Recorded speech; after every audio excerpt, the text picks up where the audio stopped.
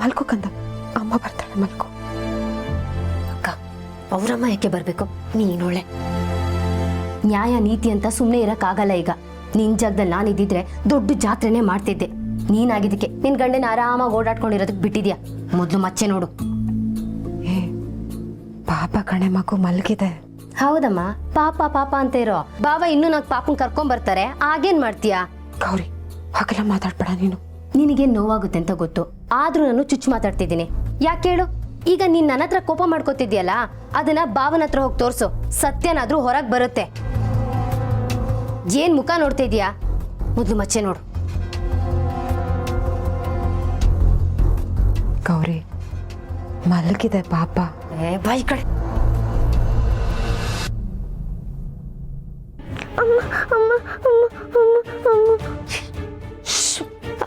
ಅಕ್ಕ, ಏನೇ ಮಾಡೋದೀಗ? ಯಾರಾದ್ರೂ ಬರ್ತಾರೆ ಕಣೆ. ಸರಿ ಸರಿ. ಮಲಗೆ ಮಲಗೆ ಗುಬ್ಬಿ ಮರಿ, ಕೊಡಿಸುವೆ ನಿನಗೆ ತುತ್ತೂರಿ ಮನೆ ದೇವರಾಣಿ.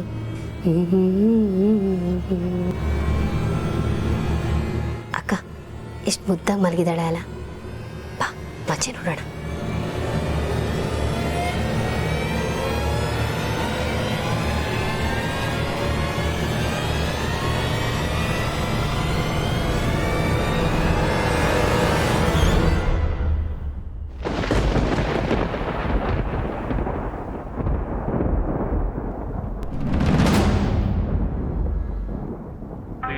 ವಿಪರೀತ ವಿಧಿಯಾಘಾತ ವಿಧಿ ವಿಲಾಸವಿನಿದೆ ನಹ. ಯಾವನು ಅವನು? ರೇಡಿಯೋ ಆಫ್ ಮಾಡೋ. ಅಮ್ಮ ಬರ್ತಾರೆ, ಅಮ್ಮ ಬರ್ತಾರೆ, ಅಮ್ಮ ಬರ್ತಾರೆ. ಮಲಗೆ ಮಲಗೆ ಗುಬ್ಬಿ ಮರಿ.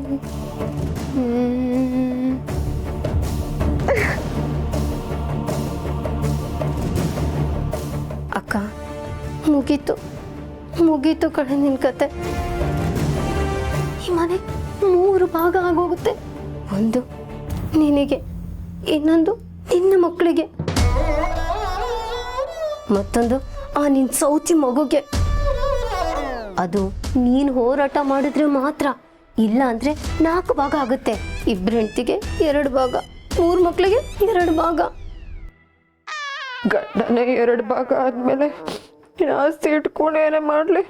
ಅಕ್ಕ, ಬಿಡ್ಬೇಡ ಕಣೆ, ಯಾವುದೇ ಕಾರಣಕ್ಕೂ ಬಿಡ್ಬೇಡ.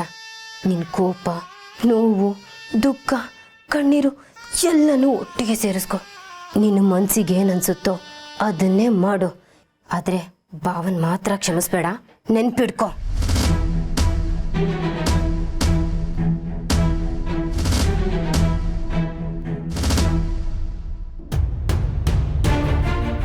ಅಕ್ಕ ಅಕ್ಕ ಅಕ್ಕ, ಅಮ್ಮ ಅಮ್ಮ ಅಮ್ಮ ಅಮ್ಮ ಅಮ್ಮ ಅಮ್ಮ ಅಮ್ಮ ಅಮ್ಮ ಅಮ್ಮ ಅಮ್ಮ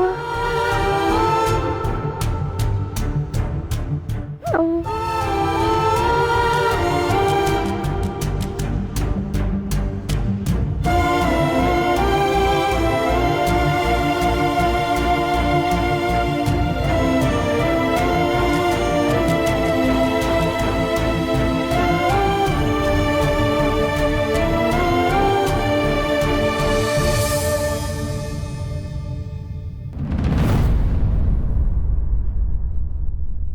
ಏನಿದು ಬಾಗಿಲು ಹಾಕೊಂಡಿದ್ದಾಳೆ? ಗಿರಿ ಗಿರಿ ಬಾಗಿಲು ತೆಗೆ. ಊರೆಲ್ಲ ಅಲ್ಕೊಂಡ್ ಬಂದ್ಮೇಲೆ ಈಗ ನೆನ್ಪಾಯ್ತಾ ನಿಮ್ಗೆ? ಅಯ್ಯೋ ಗಿರಿ, ತಪ್ಪು ತಿಳ್ಕೊಬೇಡ್ವೆ. ನಾನು ಯಾಕೆ ಹೋಗಿದ್ದು ಅಂತ ಗೊತ್ತಾ ನಿನಗೆ? ಗೊತ್ತಿರ್ಲಿಲ್ಲ ರೀ, ಗೊತ್ತಿರ್ಲಿಲ್ಲ. ಇತ್ತೀಚೆಗೆ ಎಲ್ಲ ಗೊತ್ತಾಗ್ತಾ ಇದೆ. ಸದ್ಯ ಈಗ್ಲಾದ್ರೂ ಮನೆ ನೆನ್ಪಾಯ್ತಲ್ಲ ಸಾಹೇಬ್ರಿಗೆ, ಅದೇ ನಮ್ ಪುಣ್ಯ. ಚುಚ್ಚಿ ಚುಚ್ಚಿ ಮಾತಾಡ್ಬೇಡ ಗಿರಿ, ದಯವಿಟ್ಟು ನನ್ನ ಮಾತು ಕೇಳು ಪ್ಲೀಸ್. ಬಾಗಿಲು ತೆಗೆ. ನಿಮ್ಗೆ ನನ್ ಮಾತು ಚುಚ್ಚುತ್ತಲ್ವಾ? ನೀವು ಮಾಡಿರೋ ಕೆಲ್ಸ ನನ್ ಸಂಸಾರನೇ ಚುಚ್ಚಿ ಚುಚ್ಚಿ ಇವಾಗ 100 ತುಂಡು ಮಾಡಿ ಹಾಕಿದ್ಯಲ್ಲ. ಈ ನೋವು ನಾನು ಯಾರ ಹತ್ರ ಹೇಳ್ಕೊಳ್ಳಿ? ಗಿರಿ ಗಿರಿ, ನನ್ನ ಆಣೆ ಕಣೆ, ಆ ಮಗು ಯಾರ್ದು ಅಂತ ನನಗೆ ಗೊತ್ತಿಲ್ಲ. ಆ ಹುಡುಗಿ ನನ್ನನ್ನು ಯಾಕೆ ಡ್ಯಾಡಿ ಡ್ಯಾಡಿ ಅಂತ ಕರಿತಾ ಇದೆ ಅಂತನೂ ನನಗೆ ಗೊತ್ತಿಲ್ಲ. ಪ್ಲೀಸ್ ಬಾಗಿಲು ತೆಗಿಯೇ. ಓಹೋ, ಏನು ಗೊತ್ತಿಲ್ಲದೆ ಆ ಮಗು ನಿಮ್ಮನ್ನ ಡ್ಯಾಡಿ ಡ್ಯಾಡಿ ಅಂತ ಹೇಳ್ಕೊಂಡು ಈ ಮನೆವರೆಗೂ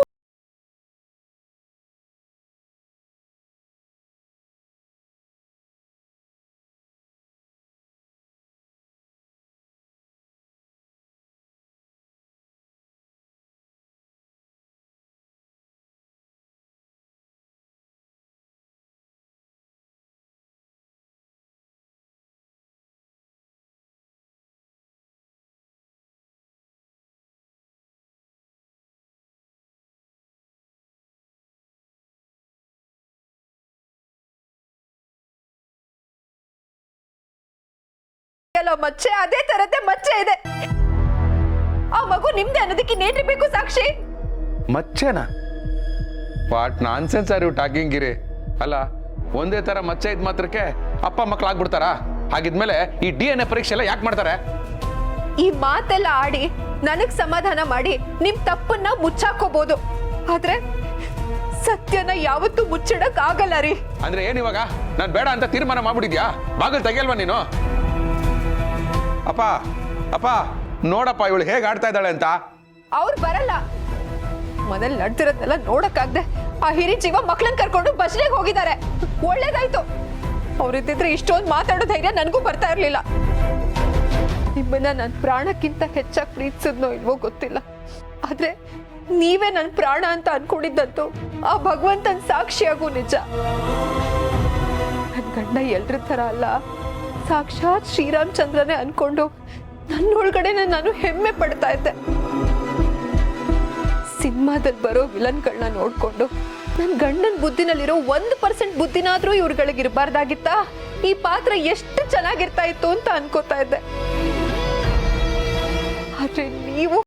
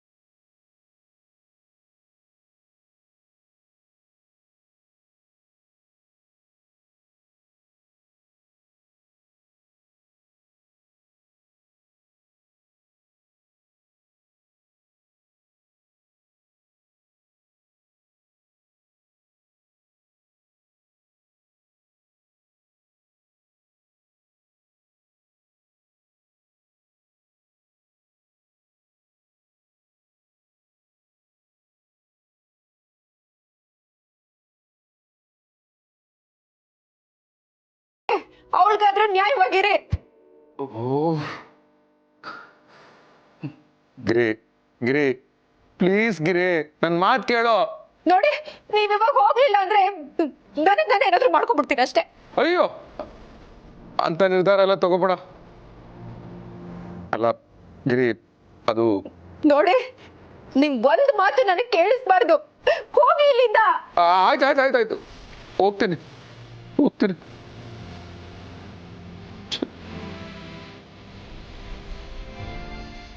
ಇಷ್ಟೆಲ್ಲ ಆಗಿತ್ತು ಈ ಮಗುವಿಂದ.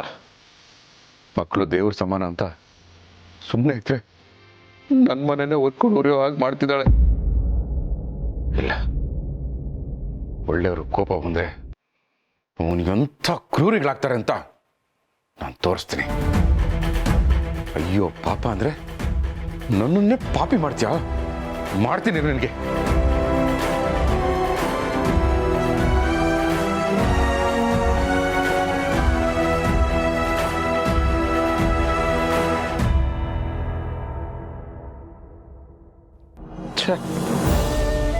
ನಾನು ಏನ್ ಮಾಡಕ್ ಬಂದೆ? ಏನ್ ಮಾಡ್ತಾ ಇದ್ದೀನಿ? ಇಲ್ಲ ಇಲ್ಲ, ನಾನೇ ಕರೆಕ್ಟ್. ಏಯ್, ಅಲ್ಲಿ ನನ್ನ ಹೆಂಡತಿ ನನ್ನ ಬೇಡ ಬೇಡ ಅಂತ ದೂರ ತಳ್ತಾ ಇದ್ದಾಳೆ. ನೀನ್ ಇಲ್ಲಿ ನೆಮ್ಮದಿಯಾಗಿ ಮಲ್ಕೊಂಡಿದ್ಯಾ? ನಿನ್ನು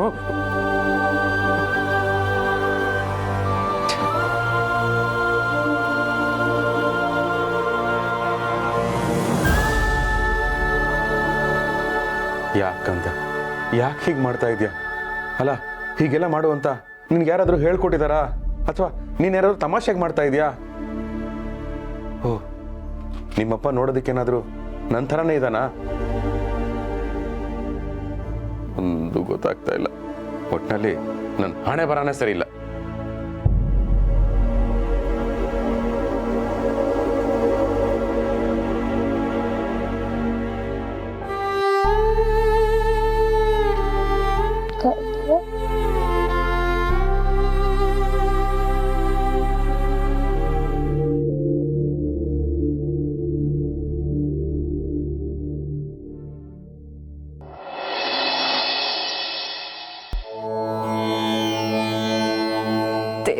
ದೇವ್ರೆ, ರಾತ್ರಿ ನನ್ನ ಬುದ್ಧಿ ಏನಾಗಿತ್ತು?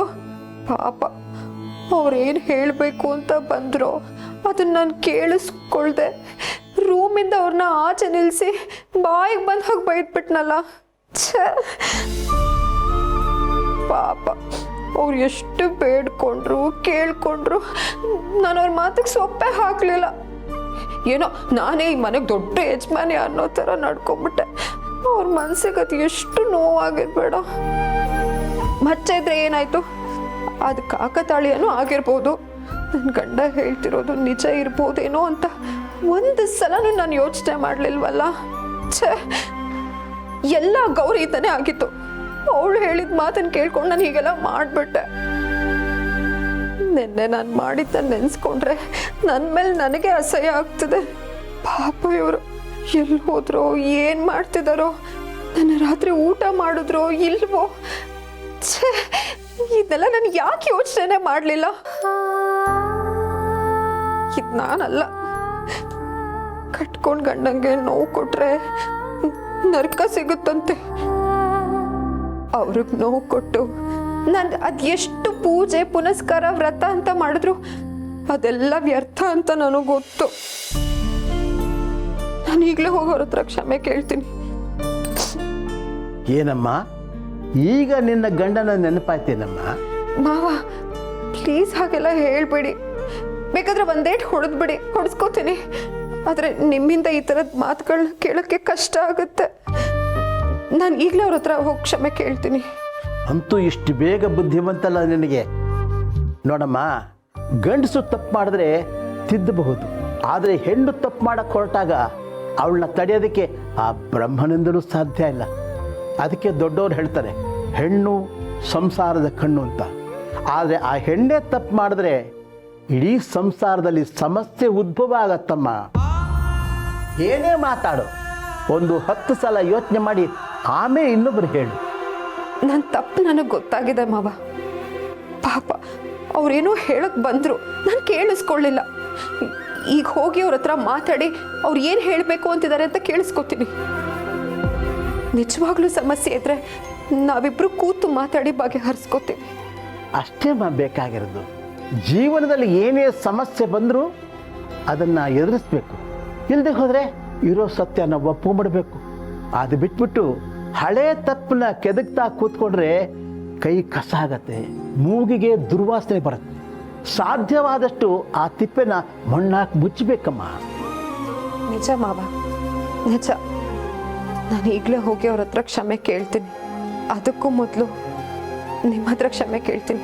ದಯವಿಟ್ಟು ನನ್ನ ಕ್ಷಮಿಸ್ಬಿಡಿ. ಈ ಸಂಸಾರನ ನಾನೇ ಸರಿ ಮಾಡ್ತೀನಿ. ದೇವ್ರು ದೊಡ್ಡವನು. ಇಷ್ಟು ಬೇಗ ನಿನಗೆ ಹೀಗೆ ಅನಿಸ್ತಲ್ಲ. ಹೋಗಿ ಶಿವ ಜೊತೆ ಕೂತ್ಕೊಂಡು ಸಮಸ್ಯೆನ ಬಗೆಹರಿಸ್ಕೊ. ರಾತ್ರಿ ಭಜನೆ ಮುಗಿಸ್ಕೊಂಡು ಬರೋದು ತಡ ಆಯಿತು. ಮಕ್ಕಳು ಲೇಟಾಗಿ ನನ್ನ ರೂಮಲ್ಲೇ ಮಲ್ಕೊಂಡಿದ್ದಾರೆ. ಆ ಶಿವನು ಮಕ್ಕಳ ಜೊತೆನೇ ಮಲ್ಕೊಂಡಿದ್ದಾನೆ. ಹೋಗಮ್ಮ, ಹೋಗು. ಪರಮಾತ್ಮ ಶಿವ.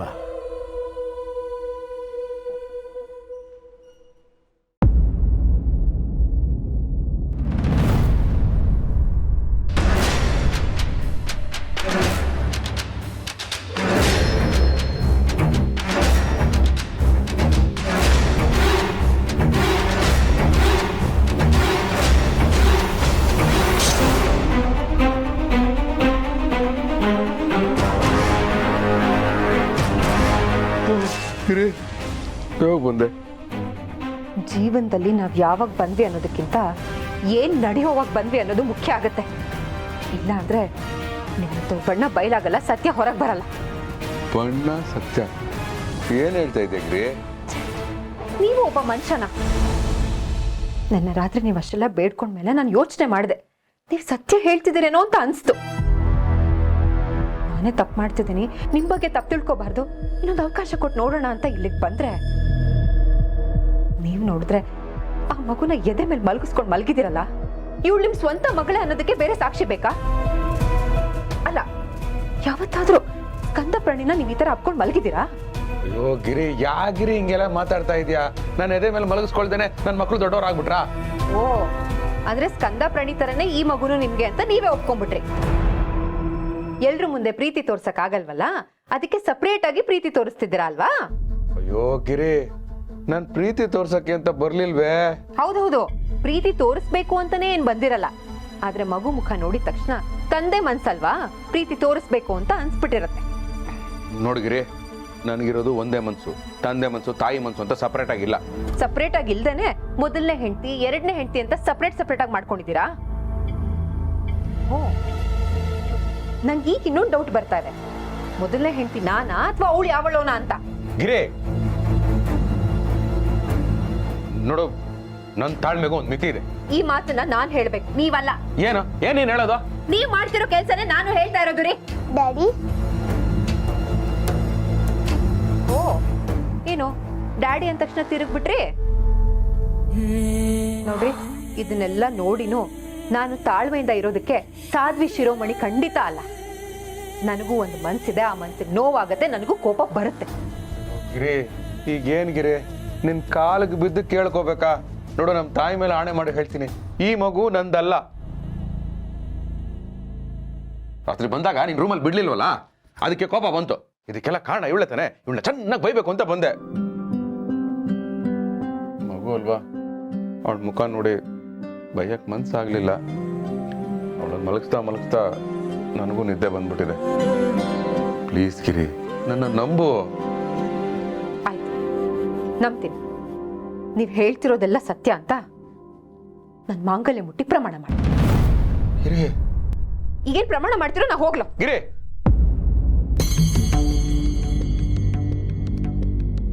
ಆಯ್ತು. ಅಯ್ಯೋ ಬೇಡ ರೀ,